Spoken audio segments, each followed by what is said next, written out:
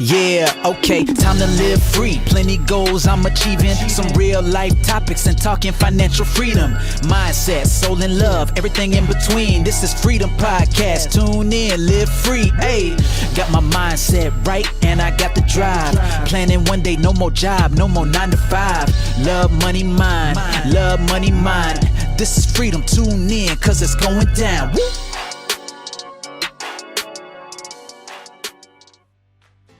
Hi, this is Anna and welcome to another episode of your Freedom Podcast. In this episode, I interview Lorie Tesny. On this podcast, we've interviewed a lot of people who have gone through different adversities and come out the other side. And Lorie has been through many unfortunate events and yet has found a way to keep looking forward and finding the positive in her life. She's really found her purpose, like myself, in sharing her journey. She's a 2-time melanoma cancer warrior, sailor and podcast host of her own show, Sailing Through Life. You're going to love this episode. Lorie, you're totally inspiring and I can't wait for this episode. So, hi, Lorie. Welcome to the show. It's great to have you. Hi, Anna. Thanks so much for having me. I really appreciate this opportunity. So I can see, for those of you listening on iTunes, you won't be able to see Lorie, but I can see that she is on her on her sailing journey as we speak. Tell us where you are, because I think you said you were in Florida. Yes, South Florida. Just actually went through Hurricane Ian, and boy, that was quite a sobering experience. To see the level of destruction, and I can empathize with a lot of people and sympathize with their grief that they're going through right now, the feelings of loss and just the devastation that's happening now. So I know how long have you been sailing around then? We started this journey about a year and a half ago. Wow. And so it's still on the newer side. We've got some time under our belt, but it's still a learning process for sure. Yeah, absolutely. I know we were just talking about the kind of living the dream of that and looking at YouTube. And even though you're having such good fun, there is also the reality of it. I'm sure there's some challenges that go with it, but also there's that freedom aspect that we talk a lot on this podcast about. Yeah. So yeah, it looks enviable from my position anyway. So on our podcast, we always talk a lot about freedom, and I talk about my 3 pillars, which has helped me get equilibrium in my life after my journey and my story. And one of them is freedom in love, which is around self-care and self-love, mainly, and the love we sort of give out to the world. Freedom in money, because I think financial freedom is also important. Because when I was struggling, the seesaw balance was a bit like this. And then freedom in mind. And I know from your podcast, Sailing Through Life, you do focus a lot around helping people specifically that, have gone through cancer, but helping them with self-care and self-love. And also the mindset is a biggie for you. So I know we've got a lot of synergy, and that's why it's great to have you on the show. Thank you. So I wanted you to sort of share your journey, because I know you've got a real inspiring story to share with all the listeners. So share with us what's been going on. Well, it's like anybody you talk to who's gone through some major shift in life. Everything was going along normally. Everything was fine. It was great. And then one day I had a major reality check. I had a spot on my leg that wouldn't heal right, and went to a dermatologist, and sitting in that room waiting for the doctor to come into the room, I had the realization that this was going to be bad. And when he came in, he examined it, did the biopsy, and a couple days later I found out it was melanoma. And following that, anybody who's gone through a cancer diagnosis, how fast all of a sudden everything starts spiraling. You have doctor's appointments and everything else. So it came back that it was stage 3, and it was pretty much like somebody telling you your life was over. Yeah. And I continued to fight that feeling. I pushed and pushed. Even after surgery, I went back to work full time. If I wasn't able to physically go to work, I was working from home, trying to fill that void to get back to normal. Yeah. And it didn't work. I was pushing myself and stressing myself out more, trying to Yeah. pretend that it didn't happen. And so I had gone through the year of treatment and surgeries and everything, and I had a scan, everything looked good. And I would say it was probably 6 weeks later after that scan, I was leaning against the counter and getting ready for work and felt a sore spot. And I didn't feel good about it. I mean, the whole inside of you just Yeah. collapses. You just can't even believe that you're standing there feeling those feelings. So I called the doctor, they did another biopsy and they said it was back. So I was back to square one just weeks after finishing everything I had gone through to conquer this cancer. And that second time, I think because I didn't have a actual time frame to recover and feel normal again, I just kind of got dragged backwards yet again. It was a big fight for me, and it was psychologically, it really got to me. And not that the first time wasn't a serious diagnosis, but I think that second time the reality hit that, this isn't going to be the same. Your life's not going to be the same. Yeah. And what are you going to do about it? Yeah, absolutely. And I think anybody that's listening to this who, everybody's story is different, even, you've gone through cancer, there's lots of different cancers, aren't there? And everybody's diagnosis is slightly different, but, there could be people who have just had that initial diagnosis, and it might not be cancer, it might be something different. And I just sort of wanted you to share a bit about how you've been able, because I know it's still a journey, isn't it? You're still Yes. going through treatment and processes now. So I'm not in treatment, but I am under tight watch for the progression because of the type of cancer. They are being very, protective of what's going on and monitoring that closely. I think it's the hard part for me because it's an ongoing thing and you don't have closure on it, is how to process those thoughts that you have, how to not get caught up in the worry, the anxiety, the what ifs. And it's a struggle. Some days it's a daily struggle that you go through to keep things in check. And I have found that doing this podcast, talking to other survivors, talking to people who focus on mindset and well-being, ways to keep yourself in the right frame of mind, tools to use to get you through those challenging times, and then make it a regular practice so it's not such a far-fetched thing for you to do. It becomes second nature for you to fall back on those skills that you learn over time. And, I've realized that through all this, the level of resilience that I've found in myself because of this challenge. I've been through a lot in my life, but this recent challenge really pushed to see, what am I made of? Where am I getting my strength from? How can I keep moving forward, even though I feel like I keep getting pulled backward? And then when pandemic hit, that was like the final, check the box off. Okay, you've got 3 things now. And that really put the motion into, what are we going to do in life and how are we going to make the best of it? Absolutely. And I think so many different people through the pandemic got affected with their mental health. I think anybody that said that they didn't, in some respect, everybody was, like, even though you saw like celebrities being affected by, everybody had some kind of effect since the pandemic.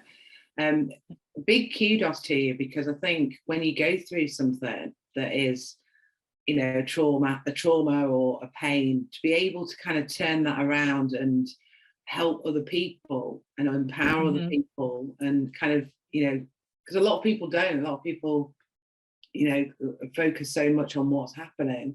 But I think, it's great to hear what you're doing through the podcast. And I'd encourage anybody to go and check out Lorie's podcast. It's out, if you've been listening to this one for a while, I think from all the mindset stuff that you were saying, that even if you haven't been through cancer or a health condition, you get a lot of value from listening to that. And tell us about some of the stuff that you've been doing, because I know obviously you've been doing that through the podcast, but you've also been helping other survivors, haven't you? Well, it's been interesting as I talk to other people and hear their stories. I didn't realize when I started this how this was going to grow and the direction it was going to go.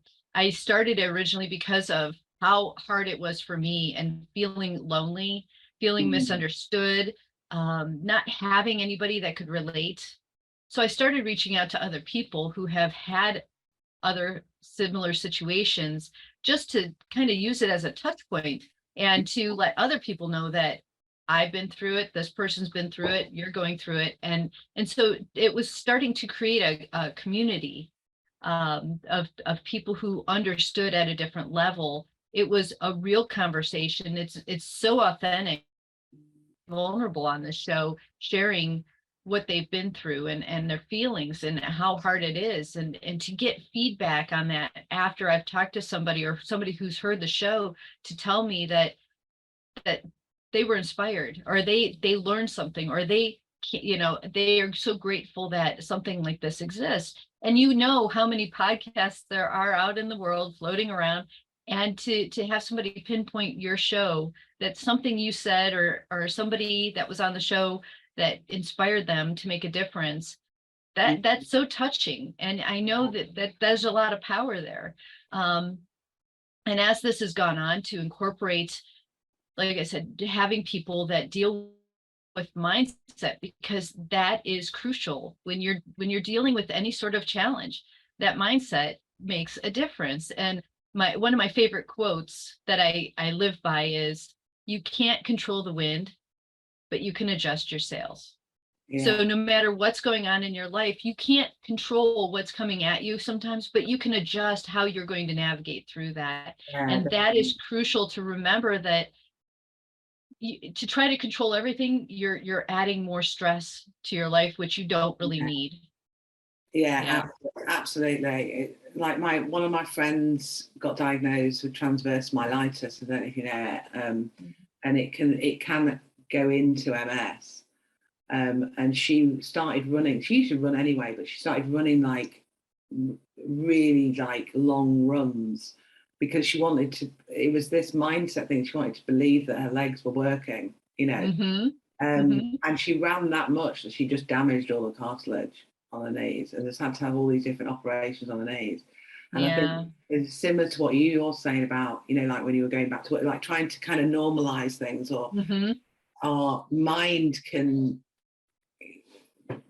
it's not play tricks on ourselves, but our mind, it's that worry, isn't it? It's that anxiety that builds up, and and it grows. I mean, once that seed is planted, that doubt, that fear, that worry, that anxiety, once that's planted, if you don't keep that in check, it can grow and grow, and it can be consuming, and that is more detrimental than facing it, running away from it. And I know I always try to put things into practice with, what can I do? Recently, I got certified as a mindfulness and meditation teacher. So I have now upped my game. So now I'm personally responsible for me, because I know better. So I've started incorporating meditations into the show. I've done one for anxiety, and yesterday I just did one for healing your body, because I think anything you can do, whether you believe in it or not, if you're doing anything to keep yourself calm, reassure yourself, stay focused on what's important, it helps. It does. And it's funny, because before I did my online business, I worked in the pharmaceutical industry. It actually turned me the other way, like to more holistic treatment. And, me and my boys, very rarely take medication, and we will do because there's a need for them, but trying to steer away from it, whereas some people who've worked in that industry love it. I think it just turned me down. And I was very like, God, meditation, that's a bit woo-woo, I'm just like not really into that. But when I went through, I went through 33 court hearings in the end, and it was this stress, this internal stress that was happening. I used to get lots of rashes on my chest, and I knew then that even though I was like, oh no, I'm fine, I wasn't. Right. And it was more like I used to have, like we're talking about anxiety and fear, like it can grow and it can escalate into ridiculous stuff. Like, like that isn't going to happen or very unlikely to happen. Like gets big, like you say, it grows and gets bigger. Mine was different. It was more around this fear of, something tragic happening to me or my boy. Right. But I would create these scenarios, and I knew I was doing it, and it would escalate. So, and I would have nightmares and things. So I started getting into meditation, and I was like, God, I can't believe I'm doing this, and I just love meditation. In fact, I have this like routine now where I always have a bath at the end of the evening. It's not to have a wash, it's to like relax. Right. And I sit there for it, because sometimes being there over an hour, and I've got all my bath salts, my candles, right. and either listen to meditation tracks or sometimes, guided meditation, just depending what I like, really. I've got a few sort of that I've built. So I'll definitely be checking out your podcast to listen to some of those, because I think it's really, really important, because I kept thinking this stress, I've had it for so long, because it's gone on for so many years, that there's something that's going to happen, because I know that if you don't deal with it and the energy doesn't come out, it can manifest into physical disease. And that was always another worry of mine, and I thought I've got to do something. So I think even just going for a walk, you don't always, I always thought meditation was around, I had to like sit cross-legged and listen to all this music, but actually you can go for a walk, you can go for a run, you can get out in nature and have meditation. Is personal to you, isn't it? It's like, it's a clearing of your mind. Exactly. It really, when you experience even a guided meditation, you're so focused on what's being said that even if you get those thoughts, it pulls you back in, and I think it gives you a break. The purpose of meditation is to transition your thought process, and it's not to ignore what's happening, but just to keep calling you back to the thoughts that keep you grounded, that help you process things, and it pulls you out of the normal mindset. And dealing with trauma, I was saying that, disease, people don't understand how a disease can cause trauma. You see it as an outside event, not from the inside. And it's interesting to go through something like that and not really understand that is part of it, getting that devastating news and trying to work through that. I think you discount the impact that it has on you. So getting back into that and finding a way to get out of fight or flight type of response, and to calm everything that's in your body, just to give your body, one, a reprieve from it, but two, to allow that stress to not build and make things worse. Yeah, definitely. And I think for people who are really new to meditation, I always think, like, if you've ever been for a back massage and you're like, you're getting halfway through and you're still thinking of like, oh, I've got to go and get the shopping, I've got to go and get the kids, you're thinking of all these things, and you're meant to be relaxed and switch off. We've all done it. But it is, I see it as like sort of like shooing those things out of your mind, so that you're, like you say, that you acknowledge them and then let them go. You know what? Yes, I have to do that. Okay, go on. I'll get with you later. Yeah, just exactly. Prioritizing what you need to be focused on at the moment, giving yourself a little break that way. And I always, in the early days, thought meditation was blocking everything out, and just trying to be, but it's not. It's letting things flow through you and then not letting them stick. When they stick, it's when that becomes a thing. So yeah, and I think too is the harder part of what I've done is feeling grateful in the scope of everything that's happened. People you cannot put words to going through something like this and then figuring out how to be grateful for it. And I have, in time, you can look back and see how things have changed in your life to get you to a different place.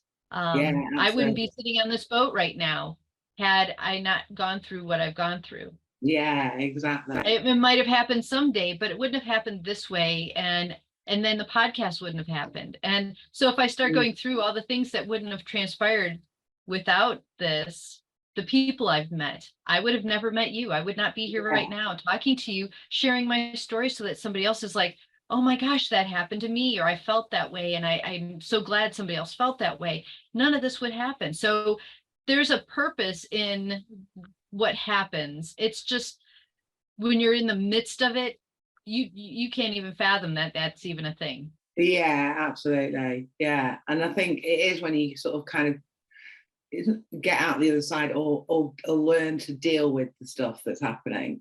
Because I can really relate to that, and I know lots of people that I've interviewed on here can relate to it as well. Because sometimes when I say to some of my friends, you know, I'm glad that all my journey happened, because for the same reasons I wouldn't have had this podcast.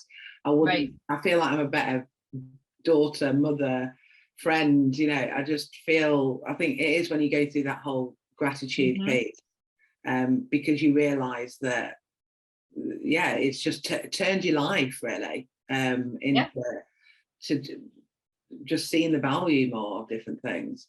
But I think and the growth that you experience from exactly that. Yeah, exactly. And it's just, yeah, it's absolutely lovely looking back and seeing how you've grown, really. But I think sometimes if someone hasn't gone through something traumatic, they think I'm crazy when I say that, because they're thinking, what, you wanted to be strangled? But it's not that. I know. Not that. I know. It's not that you wanted that to have happened. No. It's not that you wanted the trauma to happen. It's just like you say, it's the growth that you have become and the people you've met, and more of having that. I always wanted to find what my purpose was. And so you have got a more fulfilling life and a sort of real purpose to help other people, and I'm sure you totally relate to that with everything that you're doing, podcast and everything. So if you think about every time you experience something, you're peeling back a layer, and so some of the layers are bigger than others, but eventually you start paring things back. You start seeing what's important. You start understanding where you want your focus. You really hone in on what is the core of you. And when you can do that, then all the others, it's, you know, it's not a one answer thing. It's an evolution that you go through, a transition that you go through over time. Exactly. So it's been great having you on the show. I'm sure all my listeners have really got a lot of value about everything that you shared. And I do want to encourage everyone to go and check out Lorie's podcast, which is Sailing Through Life. And we've got all the links. So if you're listening to us on iTunes or Spotify or some of the podcast channels, you'll see in the show notes all of Lorie's details to go and check out her podcast and her Instagram and social platforms. And if you are watching us, hello, if you watch us on YouTube, you'll be able to see everything in the comment section. So yeah, great stuff with everything that you're doing to help other people. It's inspiring to hear you. So I always ask everybody one question on this podcast, because it's a freedom podcast. So what does freedom mean to you, Lorie? Freedom means peace to me. Having a peace inside of myself, creating a peace for myself so that I have everything open to give. It's just kind of converging and keeping things in check to keep that peace in my life. Yeah, absolutely. I love that. So thank you ever so much for coming on the show. And sometimes when we have our birthday, we've just had a birthday, and when we have an annual birthday of the podcast, what we do is we chop some of those answers together and listen to them back to back. Because it's great listening. That's nice, answer to that question. So you'll have to check those out when we come to the next birthday. But great to have you on the show. Do stay. Thank you, Anna.